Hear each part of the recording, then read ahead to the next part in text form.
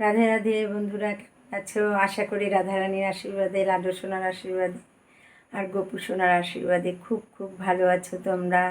আমিও খুব ভালো আছি। আর আজকে তোমাদেরকে শ্রীমদ্ ভাগবত গীতার সপ্তম অধ্যায় বিজ্ঞান যোগের 18তম শ্লোক পাঠ করে শোনাবো। 18তম শ্লোক। উদারা সর্ব এব এতে জ্ঞানী তু আত্মা এব মে মতম অস্থিত সহি যুক্তাত্মা মাম এব অনুত্তমাম গতিম। গীতার গানে শিল প্রভুপাদ লিখলেন, উক্ত চারিজন ভক্ত সকলে উদার শুদ্ধ ভক্তি প্রাপ্ত হন ক্রমশ বিস্তার, তার মধ্যে জ্ঞানী ভক্ত অতি সে আত্মীয়, সে কারণে উত্তম গতি হয় বরণীয়। অর্থাৎ এই সকল ভক্তেরা সকলেই নিঃসন্দেহে মহাত্মা, কিন্তু যে জ্ঞানী আমার তত্ত্বজ্ঞানে অধিষ্ঠিত, আমার মতে তিনি আমার আত্মস্বরূপ, আমার অপ্রাকৃত সেবায় যুক্ত হয়ে তিনি সর্বোত্তম গতিস্বরূপ আমাকে লাভ। ভগবত তত্ত্বজ্ঞানী ভগবত ভক্তেরা ভগবানের প্রিয়, কিন্তু তা বলে যে ভগবান তার অন্য ভক্তদের ভালোবাসেন না তা নয়। ভগবান বলেছেন যে তারা সকলেই উদার, কারণ যে কোনো উদ্দেশ্য নিয়ে যারাই ভগবানের কাছে আসেন তারা সকলেই মহাত্মা। ভগবত ভক্তির বিনিময়ে যে সমস্ত ভক্ত কোনো কিছু লাভের আশা করেন, ভগবান তাকেও গ্রহণ করেন, কারণ সেই ক্ষেত্রেও প্রীতির আদান প্রদান হয়। ভগবানকে ভালোবেসেই তারা তার কাছে কোনো বিষয় লাভের কামনা করেন। তারপর তার বাঞ্ছা পূর্তিজনিত সন্তুষ্টির ফলে তিনি আরও গভীরভাবে ভগবানকে ভালোবাসেন।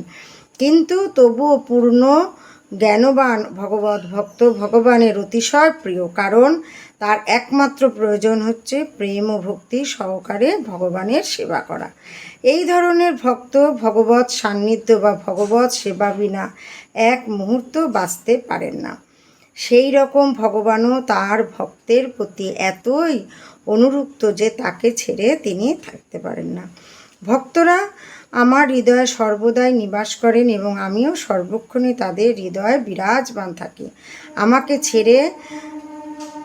আমাকে ছাড়া ভক্ত আর কিছুই জানেন না, আর আমিও তাই ভক্তকে কখনোই ভুলতে পারি না। আমার শুদ্ধ ভক্তের সঙ্গে আমার যে সম্পর্ক তা প্রগাঢ়, প্রেমময় ও আন্তরিক। পূর্ণজ্ঞানী শুদ্ধ ভক্তেরা কখনোই পারমার্থিক সান্নিধ্য বর্জন করেন না, তাই তারা আমার এত প্রিয়। রাধে রাধে। আজ এই পর্যন্তই, আবার আগামী দিন পাঠ করে শোনাবো। আজ আমার গোপু সোনাদের দেখো, গরমের জন্য আমি হালকা সাদা পোশাক নিজের হাতে তৈরি করে আমি গোপু সোনাদের পরিয়েছি, লাড্ডু সোনাকে পরিয়েছি, আর সবার জন্যই, রাধারানীর জন্য, রাধা মাধবের জন্য, সবার জন্যই বানাবো। আমার ছোট্ট ছোট্ট গোপু সোনাদেরও দেখো গরমের হালকা কালারের পোশাক পরিয়েছি, কি সুন্দর লাগছে।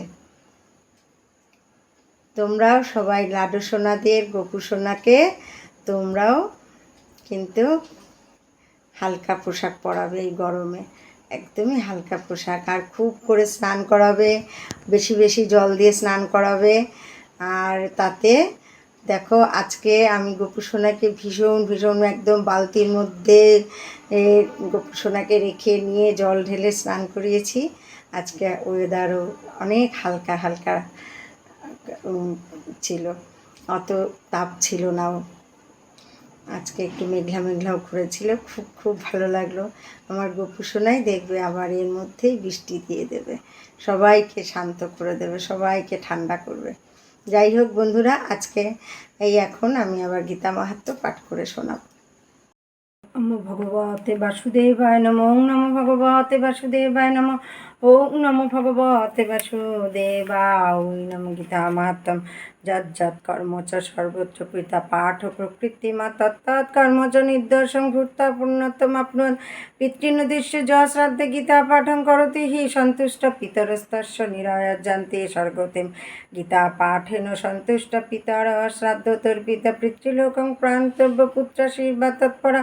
গীতা পুস্তক দানঞ্চ ধেনু পুচ্ছ সমন্বিতম চিত্তা কীর্তা চ তদ্দিনে সম্মুখ কৃতার্থ জায়তে জন। গীতা পাঠ করিয়া যে কাজ আরম্ভ করা যায় তাহাই নির্দোষ হইয়া পূর্ণ হইয়া যায়। পূর্বপুরুষদের শ্রাদ্ধ করিবার সময়ে যিনি গীতা পাঠ করেন তাহার পূর্বপুরুষেরা সন্তুষ্ট হন, আর তাহারা নরক হইতে উদ্ধার করিয়া স্বর্গে গমন করেন। গীতা পাঠে পূর্বপুরুষেরা সন্তুষ্ট হন এবং শ্রাদ্ধে তৃপ্ত হইয়া তাহারা পুত্রগণকে আশীর্বাদ করিতে করিতে পিতৃলোকে চলিয়া যায়। যিনি গীতার সঙ্গে চামর দান করেন সেই দিনেই দাতার মনের ইচ্ছা একেবারে পূর্ণ হয়। রাধে রাধে। আজ এই পর্যন্তই, আবার আগামী দিন তোমাদের সকলকে গীতা পাঠ করে শোনাবো। তোমরা সকলে গোপসোনাদেরকে খুব করে স্নান করাবে, খুব ঠান্ডা ঠান্ডা পোশাক পরাবে এই গরমের মধ্যে, আর একটু ফ্যান চালিয়ে রাখবে সবাই গোপসোনাদের জন্য। আমার সারা দিন রাত ফ্যান চলে, কারণ আমরাও তো সারাক্ষণ ফ্যানের নিচে থাকি। গোপসোনাদেরও দেখে রাখতে হবে সেরকম করে, সন্তানের মতো। সন্তানই তো তারা, ছোট্ট গোপসোনা। আমার তো সব সময়ের জন্য আমি সন্তানের রূপ দেখি। যাই হোক বন্ধুরা, আজ এখানেই রাখছি। সবাই ভালো থেকো, সুস্থ থেকো। রাধে রাধে।